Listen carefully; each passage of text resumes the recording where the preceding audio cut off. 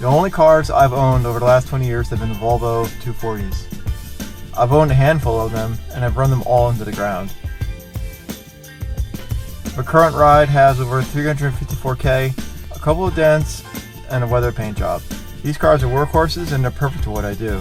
They're simple, roomy, robust, and the trunk is huge, enabling me to pile in my camera gear and a couple of bikes to hit the road with the homies. I'm Jeff Zielinski, and this is In the Volvo.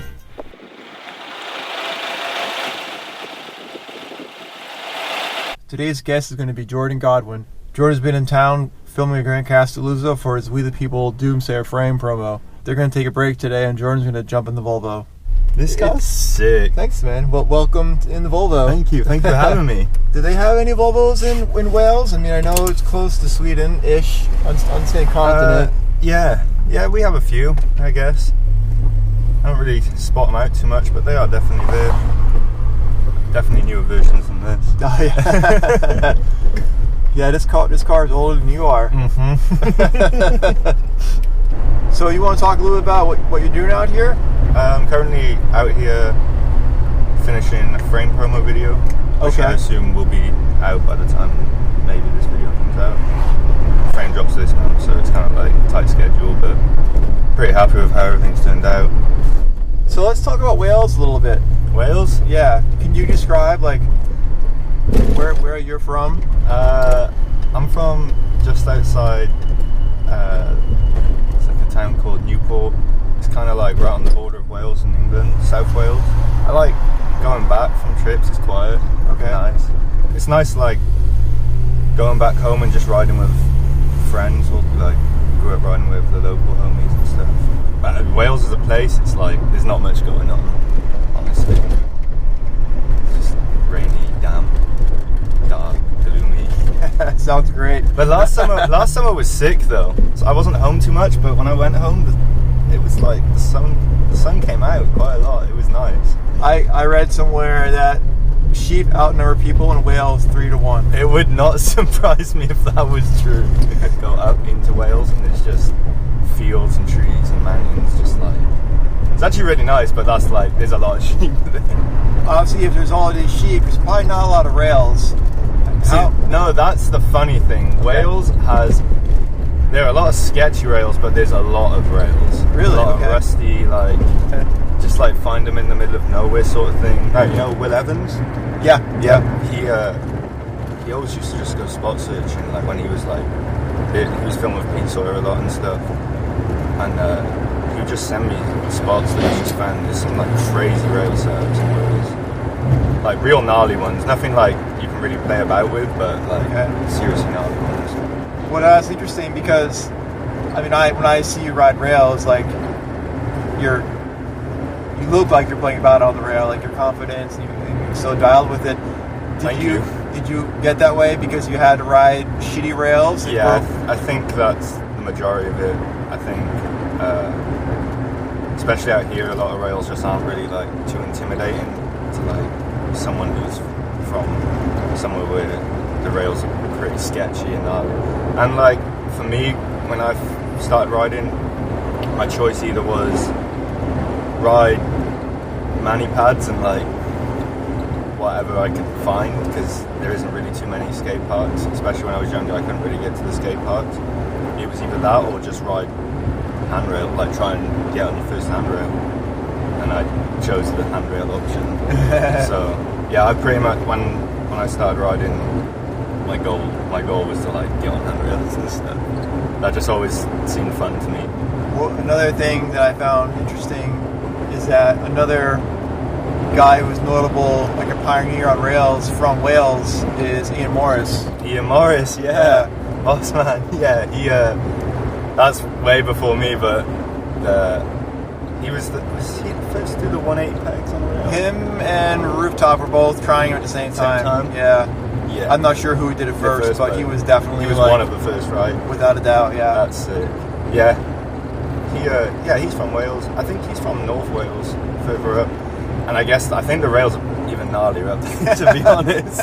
They must be. He's a rail dude. I'm pretty sure Scott Ditchburn's Welsh accent. Actually. Oh, really? Okay. Yeah, I'm pretty That's sure cool. Scott Ditchburn's Welsh. I've actually read an interview Did you, like, when you were starting out riding, like, you looked up to Scott?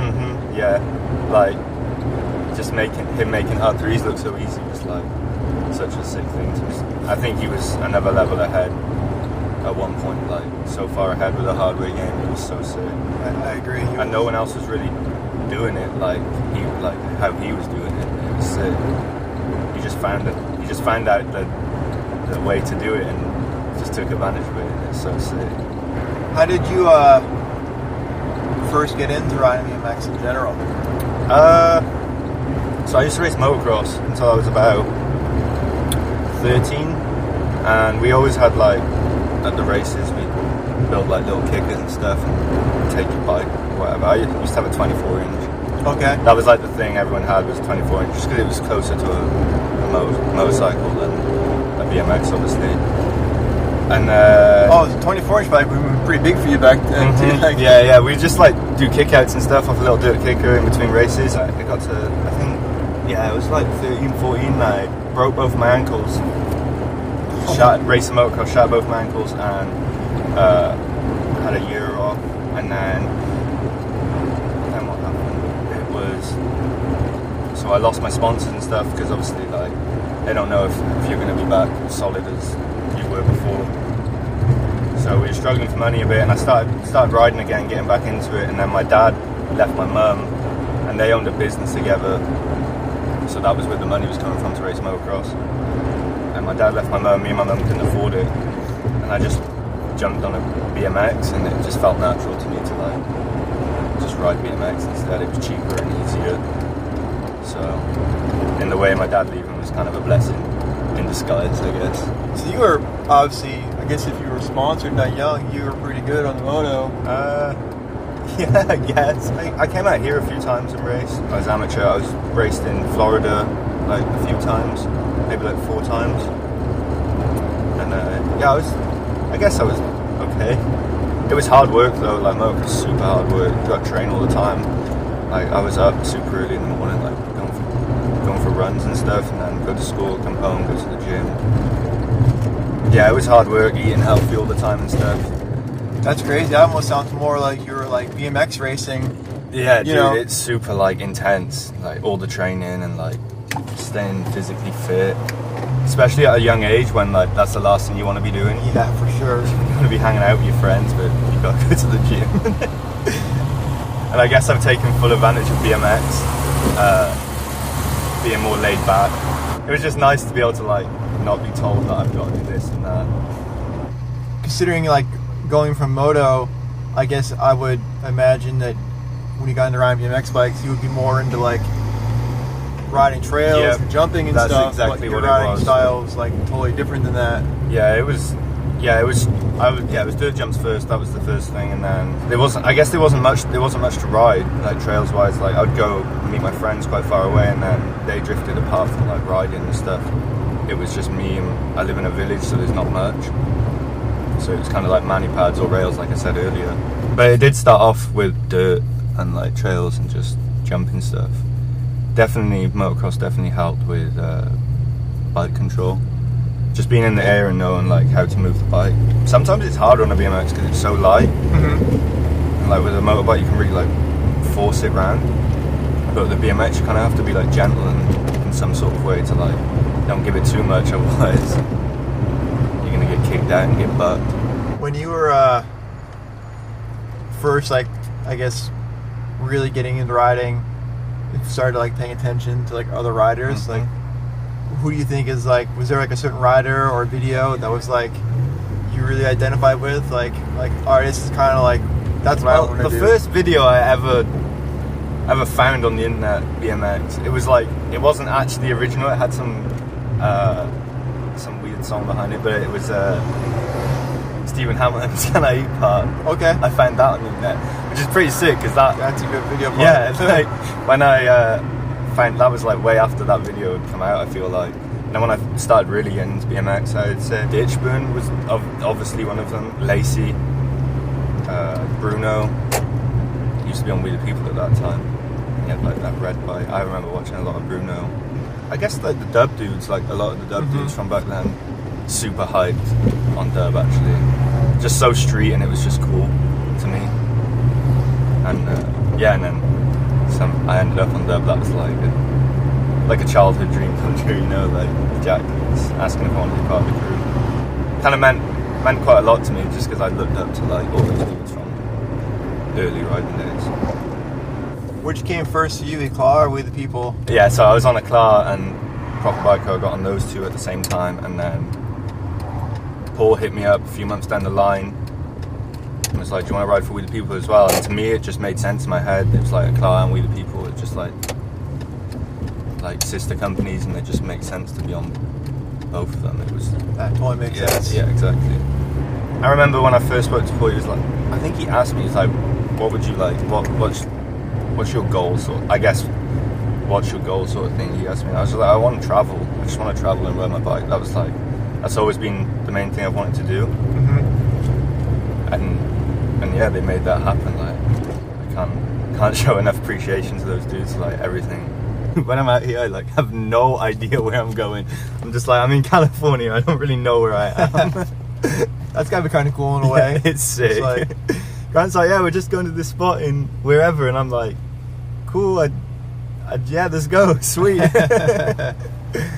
well, we're in Compton now. Okay. Big name, worldwide Compton, like hip hop. I don't like to like put myself in one genre. Hip hop's definitely like a bigger one for me, but yeah, I just like music. It's sick. Just like how music can like change your mood completely and entirely.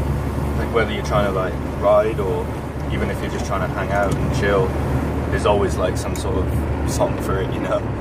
I like the old like East Coast sound. Okay. As opposed to West Coast. West Coast is sick, but no offense, Compton. yeah, no offense Compton. But yeah, the East Coast sounds just sick. Like it's kind of dirty and grimy. I like the grimy sound. Of course, MF Doom and all these personas that he runs by.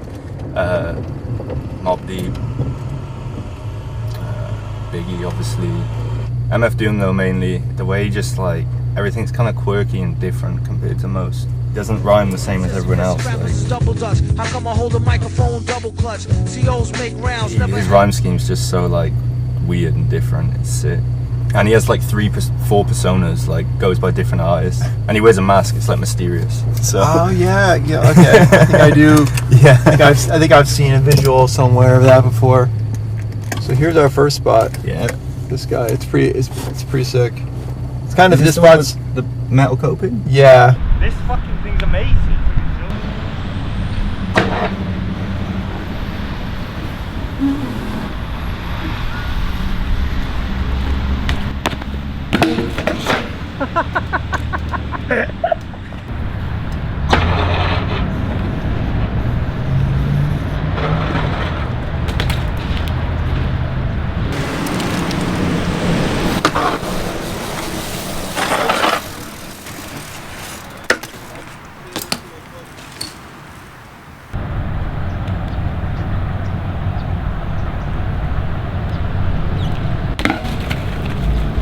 That was a good first stop.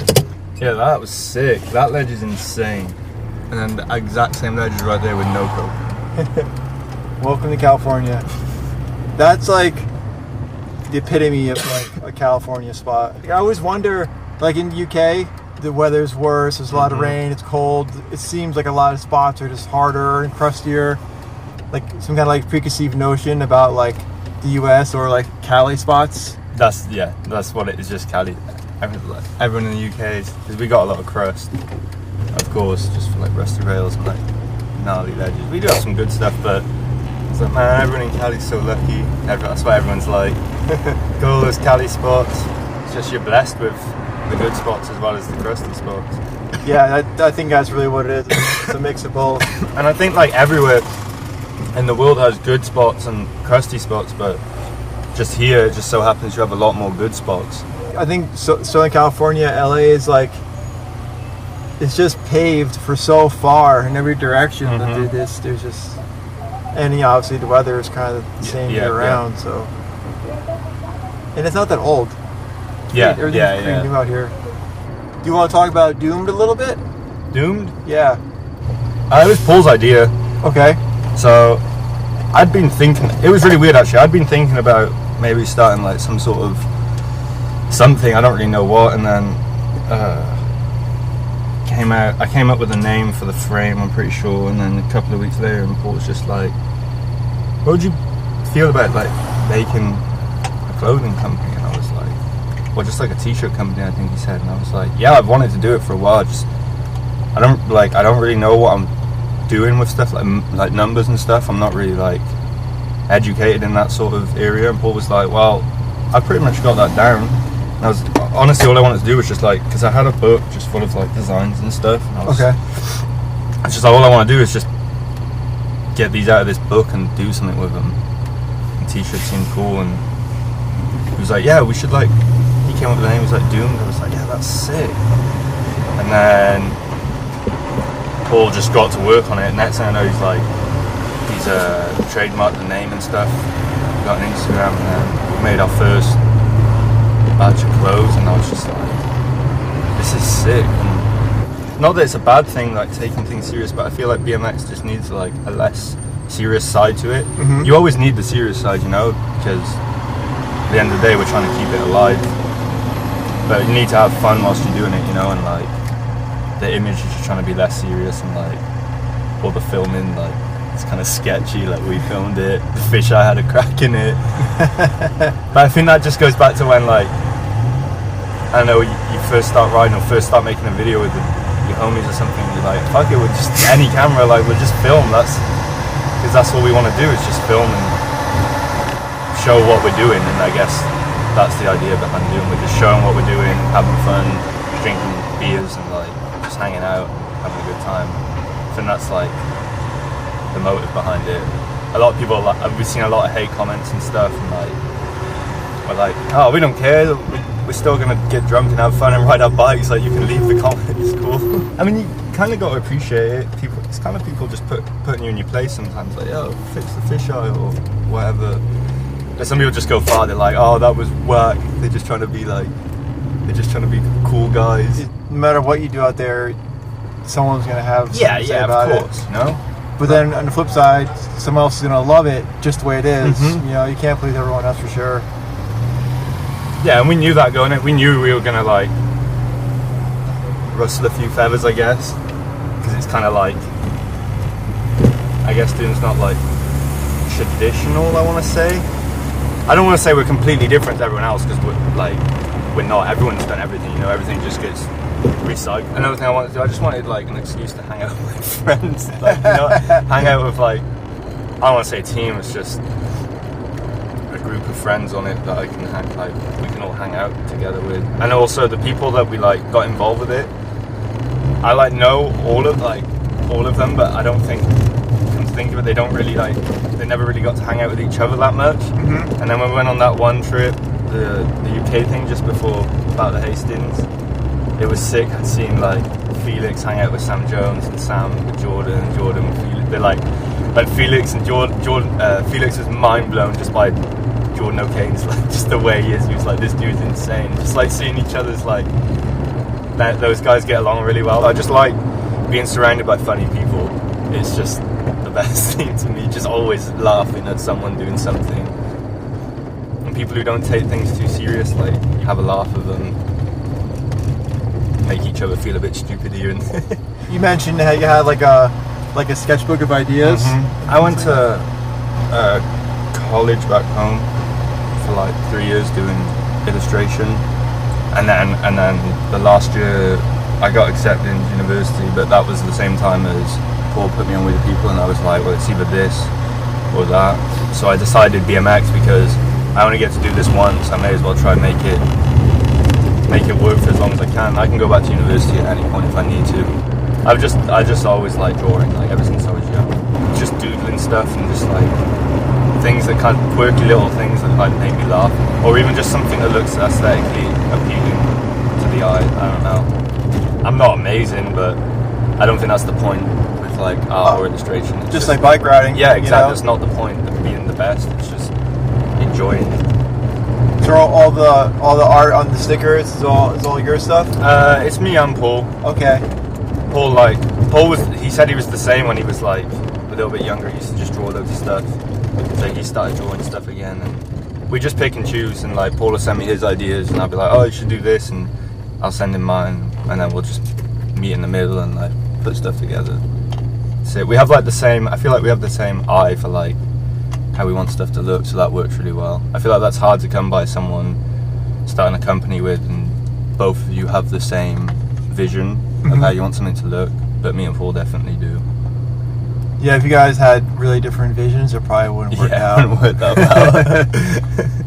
But yeah, it's sick how we have the same vision. It's pretty fun. There she is. That's sick.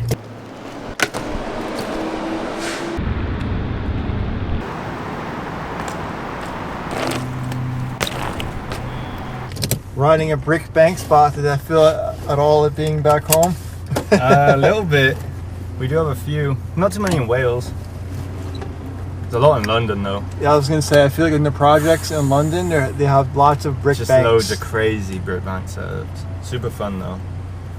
I enjoy just doing a tuck. Tuck is a personal favourite. Oh yeah. Just a straight tuck.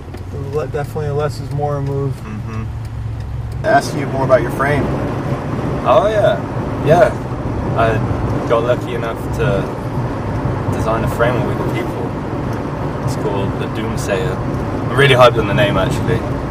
I think it's just a catchy name. I think that sprung from listening. I was like listening to a lot of MF Doom, and then the graphics came with the mask and stuff, and then I just got into the word Doom. I don't know why. I like the whole thing. Not everything's like nice. Some things are like doomed, you know, like just stuff like that. It just came to me. I was like, Doomsayer.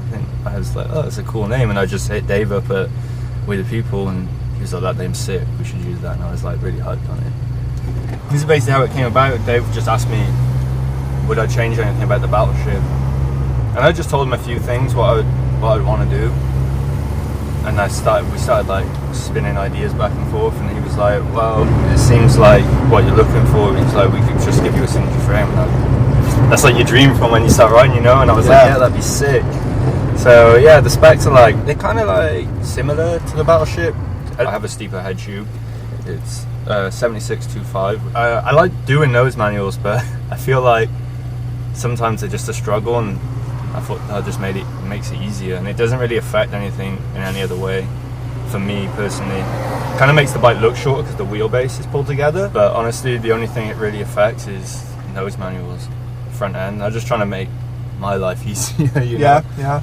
And then it's your bike. Yeah, so. exactly. And then we lengthened the back end a little bit to 12.9, so basically 13. I just got into like fake manuals like as I got the battleship, and it was like kind of too short, just like too twitchy, so I wanted it a bit longer there. Yeah, so we made it more stable there and spinning and stuff. And every 3 I've like done on my new frame, it's kind of like felt more stable in the air with the longer back end. If you want to rehash that F360 crash in Long Beach. The one that everyone thought I was trying to fight. Yeah, it was just spur of the moment. I think I was going home, not the next day, but the day after that, and we didn't. Oh, I think we had an ender for that video that we were filming, but I was like, I kind of want to do it. I hadn't done a big 3 in a while, so doing a big 3 was a terrible idea because I hadn't done one in a while. Just the worst idea. And then we went there, and I was like, this is definitely doable, like 100% doable. I kind of thought about it, and then was like, yeah, I'll do it. And I took a few run-ups, and then security came along and kicked us out. We were like, oh, okay, it's done. And we kind of went around the corner, and there's like a little rail, and we chilled there for a little bit. The sun started going down. I was like, should we just go back and just see if he's not there and just try it? And Grant was like, yeah, let's get done. And all the boys were there with us. I'm like, yeah, let's just get it done. So I ran up, and Grant like set the camera up. Everyone stood out the way, so like security wouldn't like be less noticeable, I guess. And Grant ran up the stairs. I just ran out, and I'm pretty sure I seen him coming. So I was like, right, it's either now or never. So I didn't even look at it. Oh man. So like I ran up the stairs, looked behind me real quick, just ran off, and then turned around, and I was like, oh, I'm coming. Just took off. Instantly knew I'd overspun. It was like I was like, well, there's nothing I can do now. I'm just gonna have to try riding it out. And I got away pretty good, honestly. I landed like my chin hit the crossbar, split my chin, kind of just chipped the tooth. Got a nosebleed, I'm pretty sure. Terrible attempt. Good bit of blood footage. But yeah, I got off super lucky, and I was just happy I tried it, honestly. I think I would have been more pissed off that I didn't try it. You know, like see something, you're like, damn, I should have tried it. I would have been on the plane and shit, just been like, oh, I fucking wish I tried it. I get haunted by stuff like that in my head. Just like, I think I get in my own head and I'm like, oh, you should have tried it, what if you landed it? But I tried it and I was like, now I know I didn't land it. It's like, at least I tried. And I just wanted to know what it felt like, just like floating for that long. It felt good until I hit the ground. It sounds like if you didn't have to rush like that, you probably would have. Maybe. I mean, I feel like if I didn't over-rotate it, I feel like I would have rolled away, because I've watched the footage back over and over again, just being in my own head. And when I landed sideways, but nothing like blew off when I landed. It was like when I came back up, I like bounced off. Mm-hmm. So when I originally landed on the ground, everything like flexed down, but everything stayed on. My body parts, my feet were on the pedals and my hands were on. And then where I'd landed sideways, obviously I just stopped, so it just bounced me off as I came back up. I think if I'd landed straight, there may have been a chance I would have rolled away. But shoulda, woulda, coulda. You gotta lose some battles, you know?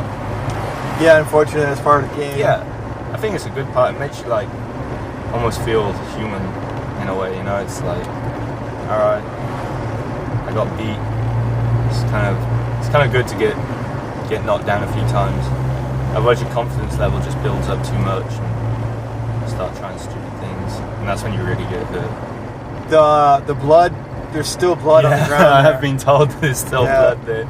We went back past it last time I was out here and there was still a blood stain. That's my mark for sure. Yeah. Actually, Grant talked about this about you. Like, we were talking about you riding the Highwood High Rail. How you'll like go there to do something and you do it, and then you're like, all right, that's it. I'm done. Like you don't like feed off the hype and go for another thing and get greedy. Yeah, I know a lot of riders that like are really good at, like, they're hyped, so they're like, right, let's get this other thing down. Me, I'm like, I know I've had it happen to me too many times where I've like done something, I've been super hyped, and I'm like, oh, I'll try this as well, and I think I lose focus because I'm so hyped, and then I just don't focus on the trick at hand, and then I just get smoked. It's just like, yeah, I've learned from that, and I'll just do the thing I'm doing, and if there was nothing else planned, I'm not doing it. I'm not doing anything else. I'm happy with what I got. I'll just walk away with what I've got, you know. I don't like to gamble too much, because that's how I get hurt personally. I just always end up getting hurt when I like gamble with it. But some people it works. Like they get hyped and then they go try something else and they just bang it out, and then even more hyped, and it's like sick. I'm not a risk taker. I try to take as little risks as possible with what I do. I feel like some people, filming is, everyone treats it differently. You know, some people it's like a chore. They really stress about it. Like all the people are just, it motivates them. Like. How do you look at filming? I think it's the most important thing to me, like BMX. It's all I think I've ever wanted to do, honestly. Yeah, like, everyone gets their enjoyment out of BMX in a different way. That's how I get mine, though. My goal is to like make video parts, and the best kind of like thing to be doing, like, is filming a long-term project in my eyes. Like, I really enjoy filming a long-term project and just getting it how I want it. As opposed to like web edits are sick, and I love spending time on one, but you never really get to spend like the time you want on a web edit, you know. But with a full length, it's like oh, I got time, I can get this exactly how I want, or I can find this setup that I want to find to do this trick, or yeah, I really enjoy filming video parts. It's like my all-time favorite thing. Just being out as well. Like being out doing stuff. So that's what's sick about filming the street. It's like you always see like different stuff. Like even if it's some crazy crackhead on the corner or something, you always just see something weird every day, and you're hanging out with your friends. You definitely experience life a lot in the street. and it's sick. Even like, I even enjoy just being out. If I don't get a clip, I enjoy like seeing my friends get clips. It's like, oh, that's sick. And you know, like, oh, I don't know, say like Dan or Dill or anyone, it's like, oh, the new video is going to be so sick. I can't wait to see how it comes together. Just seeing the stuff that they've been doing and whatnot, it's sick. So the whole process, I feel like, it seems like, just in my experience being around doing your filming, you're always really calm, and you seem to have it figured out. It seems like, I wouldn't say figured out. It's so stressful, and it's really weird because it's so stressful, and you wouldn't like. It always seems like it's an unenjoyable process, but there's something about it that just keeps me coming back, wanting to film more and more. Like, it's always a stressful. Everyone knows it's a stressful process filming a video part, but yeah, like the way I go about stuff, I try to stay as calm as I can for as long as possible, because I know as soon as I lose it, it's like you're pretty much game over. It's pointless in even trying anymore because it just gets worse and worse. So I try and stay really calm. do you want to talk about your 3 approach rule, or methodology? If I'm trying something that's really scaring me, if I don't jump on the rail or jump off whatever I'm doing within 3 tries, I just won't do it. I'm gonna get sacked. I've ran up to it way too many times. It's like, it's pointless. Like, you've already psyched yourself out by the time you're doing it. So I do 3 run-ups, and on the 4th, if I haven't sent it, I'll be like, yeah, I'm not prepared for it. That goes for certain stuff though. Other stuff's like takes time, so it's like you have to try it over and over again. But when it's something big and scary, if I haven't like jumped on the rail or jumped down it within like 3 goes, I just won't do it. Just because I'll get myself hurt. It's like another thing. I won't gamble it. It's interesting. You definitely, you're pretty calculated. I try my best. Like, I've like picked up a lot of things from watching other people and how they go about stuff, and just tried different ways of going about stuff. And I feel like I've kind of picked up what worked best for me, just from like learning from other people and how they do it. I still try different things every now and then to see if it works, but usually I think I've found what works for me best. So yeah, I try and stay calculated, I guess.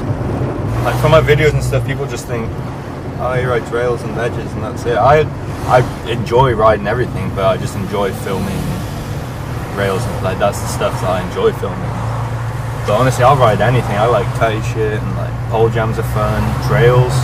I want to bring out a trails video so bad. I just need a bit of a month of just riding like transition before I do it.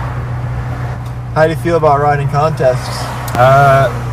It's fun. I feel like unless you're really in it to win it, you shouldn't take it too serious. I think that's what I've learned anyway. I mean, I'm not the guy that's gonna potentially win a contest, so if I go, I'm trying my best, obviously, but I'm not gonna get bummed if I don't win, like, yeah. I just fully try to take everything in and just enjoy the whole process of being there. What about like the Battle of Hastings format? It's sick. Dude, I love that. Like, that contest is so fun. Don't even feel like you're at a contest. No, it really just feels like everyone's just there. Just hanging out, riding. Yeah, it's a big jam. It's sick that everyone's hyped on what everyone else is doing as well. Like, the atmosphere in that building's insane. It really is. Because it's like kind of a small venue, so once it fills up, the atmosphere is just insane. And crazy shit always happens. Oh, everyone's doing crazy as shit. Like this year, Nathan, he like grinded the side of like the spectator. It's wooden. It definitely wasn't waxed unless he waxed it, but I don't think he did. It's wooden. It's like that wide, and then just straight drop into the ball like 180. Sick. That Peg's hard 3 over the rail on a flat too was sick. Accidental. Oh, really? Yeah, I didn't mean to go. I didn't. Oh, the one to flat, the harder of it. Yeah. Oh yeah, I meant to do that, but I landed on that rail. I landed back on the rail the first time. Oh yeah.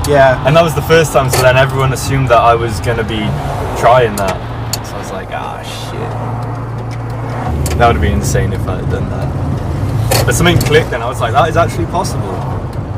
I don't know, being in that building with like that atmosphere, like, always makes you want to try and send it. You just feel like all hyped up and shit.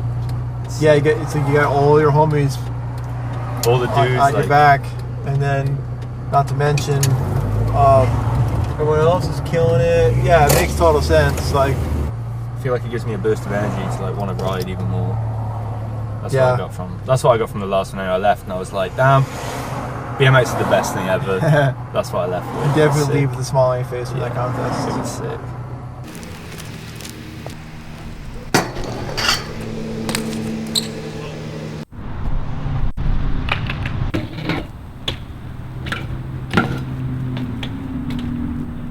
Is it 4 times combo for Grant?